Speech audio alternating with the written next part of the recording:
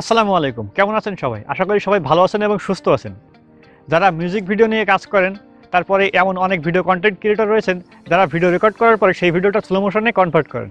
So আমার কাছে অনেকেই মাঝে মধ্যে প্রশ্ন করেন যে ভাই, স্লো মোশন ভিডিও রেকর্ডিংয়ের ক্ষেত্রে আমাদের ক্যামেরাতে কী সেটিংস রাখা দরকার, পাশাপাশি এই ভিডিও রেকর্ডিংটা আমরা করার পরে কীভাবে আমরা এটা স্লো মোশন করবো। সো আজকের এই ভিডিওতে আমি আপনাকে দেখাবো কীভাবে মোবাইল ফোনের সাহায্যে আবার পিসির সাহায্যে, দুইটা, কারণ অনেকেই আছে যাদের কাছে পিসি নেই বা ল্যাপটপ নেই, তারা তো মোবাইল ফোন দিয়ে এডিট করেন।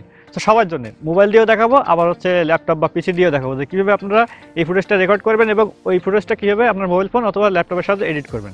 তো প্রথমত দেখাবো কীভাবে আপনাদের ক্যামেরাটা সেটিং করা প্রয়োজন এবং পাশাপাশি কিছু টিপসও দেবো, যে টিপসগুলো আপনার স্লো মোশন ভিডিও রেকর্ডিংয়ের ক্ষেত্রে অনেক বেশি ভূমিকা রাখবে। তো ভিডিওটা অনেক বেশি ইন্টারেস্টিং হবে, তাই না টানে সম্পূর্ণ শেষ পর্যন্ত দেখার অনুরোধ রইল। এবং যারা আমাদের চ্যানেলের প্রথমবার এই ভিডিওটা দেখতেছেন, আমাদের চ্যানেলটিকে সাবস্ক্রাইব করেনি, তারা মিষ্টি করে আমাদের চ্যানেলটিকে সাবস্ক্রাইব করে রাখেন, কারণ আপনারা সকলে জানেন আমরা রেগুলারলি এরকম সুন্দর সুন্দর ভিডিও শুধুমাত্র আপনার জন্য তৈরি করে থাকি। যখনই আপনারা আমাদের চ্যানেলটিকে সাবস্ক্রাইব করে রাখবেন, আমাদের পরবর্তী ভিডিওর সকল নোটিফিকেশন সবার আগে আপনার কাছে পৌঁছে যাবে। চলেন কথা না বাড়িয়ে মূল ভিডিওটি শুরু করা যাক। Welcome back. তো প্রথমত আমরা ডিএসএলআর ক্যামেরাতে কোন সেটিংগুলো করবো ভিডিওর ক্ষেত্রে, স্লো মোশন ভিডিও রেকর্ডিংয়ের ক্ষেত্রে। দেখবেন ক্যামেরাতে এফপিএস নামে একটা অপশন রয়েছে, ফ্রেমস পার সেকেন্ড। তো আপনাদের ক্যামেরাতে যার যে ক্যামেরা ব্যবহার করেন, দেখবেন কত হায়ার এফপিএসে শ্যুট করা যায়। যেমন এন্ট্রি লেভেলের যে ক্যামেরাগুলো রয়েছে সেগুলোতে এইচডি ভিডিও 60 এফপিএসে রেকর্ড করা যায়। তো আপনারা অবশ্যই 60 এফপিএসে রেকর্ড করবেন, এবং যাদের ক্যামেরাতে 120 এফপিএসে রেকর্ড করার অপশন রয়েছে তারা 120 এফপিএসে রেকর্ড করবেন।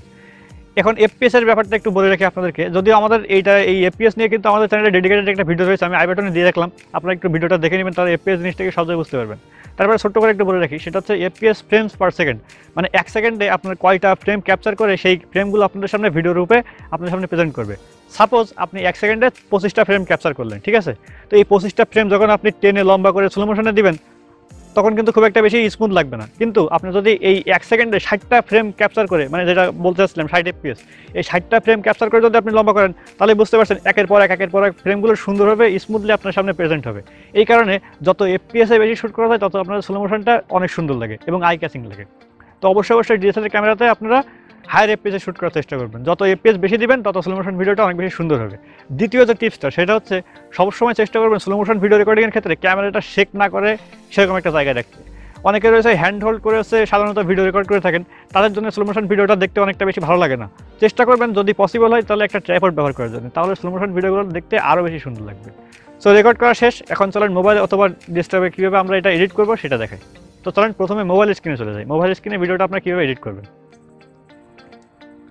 আচ্ছা, তো প্রত্যেকটা এডিটিং সফটওয়্যারের ভিতরেই কিন্তু স্লো মোশনের একটা অপশন থাকে। তো আমি এখন আপনাদেরকে ল্যাপটপ এবং পিসির যে ভার্সন রয়েছে, আপনারা যে সফটওয়্যার দিয়ে এডিট করেন না কেন, অবশ্যই সেখানে স্লো মোশন নামে একটা অপশন পেয়ে যাবেন। তো স্লো মোশনে কী করবেন, আপনার স্কেলটা একটু ডাউন করে দিবেন, দেখবেন ভিডিওটা অটোমেটিক্যালি স্লো মোশনে কনভার্ট হয়ে যাবে। তো যেমনটা আপনারা দেখতে পাচ্ছেন, বর্তমানে আমরা যে ভিডিওটা ক্যাপচার করেছিলাম সেটা এখন স্লো মোশনে দেখাচ্ছি আপনাদেরকে। আমার কাছে মনে হয় ভিডিওটা দেখতে আপনার অনেক ভালো লাগছে। আশা করি ভিডিওটা আপনার কাছে অনেক ভালো লেগেছে। যদি সত্যি ভালো লেগে থাকে অবশ্যই একটা লাইক দিবেন এবং কমেন্ট করে জানাবেন পরবর্তী ভিডিও কী নিয়ে তৈরি করা যায়। সবসময় আমরা চেষ্টা করি আপনাদের কমেন্ট অনুযায়ী ভিডিও তৈরি করার জন্য।